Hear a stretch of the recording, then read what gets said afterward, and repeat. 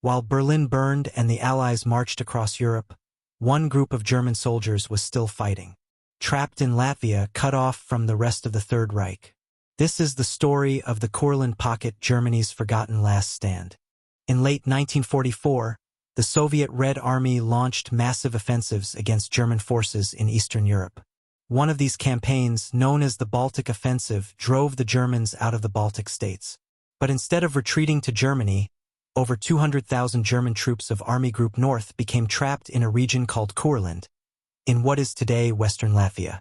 Surrounded by Soviet forces on land and cut off by sea, the area became known as the Courland Pocket. You might ask, why didn't Hitler order them to break out? Simple answer: Hitler wouldn't allow it. He believed Courland still had strategic value. It protected the Baltic Sea coastline. It tied down Soviet troops that could be used elsewhere. And he falsely hoped to turn the tide of war. So, despite being cut off, Army Group North was ordered to stand and fight. The Red Army didn't leave them alone.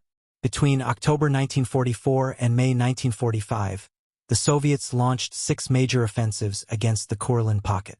The Germans, dug in deep forests and fortified towns, resisted fiercely. Despite being surrounded, they repelled repeated Soviet attacks, using their remaining tanks, artillery, and experienced troops. But it was a pointless defense. With no chance of victory and no way home, they were simply delaying the inevitable.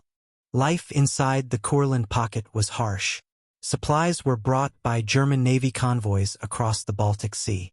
Soldiers endured freezing winters, dwindling food, and constant Soviet shelling.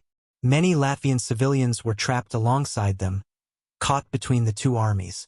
Some soldiers hoped for a breakout or even a peace treaty, but none came. Berlin was falling, and no one was coming to save them. Finally, on May 8, 1945, Germany surrendered. The next day, the 200,000 remaining German troops in Courland surrendered to the Soviets.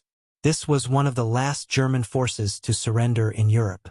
Many were sent to Soviet prison camps, where thousands died in harsh conditions. The Courland Pocket faded into history, a forgotten corner of World War II where soldiers kept fighting long after the war was lost. The Courland Pocket reminds us that war doesn't end all at once. While the world watched Berlin, thousands of soldiers in Latvia fought and died in a forgotten final chapter of World War II. Thanks for watching Quick History. Comment below. Do you think the Courland troops should have surrendered earlier? Subscribe for more sharp, fast-paced military history.